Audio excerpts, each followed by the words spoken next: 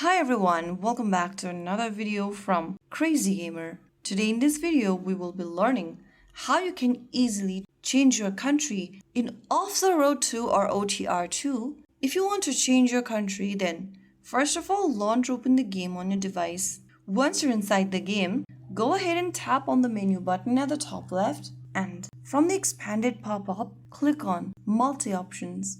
Now you'll see your country on the next page. Simply tap on the green button right next to country. Now select your country flag from the list available. Once you do, you can get back and you will see your country changed.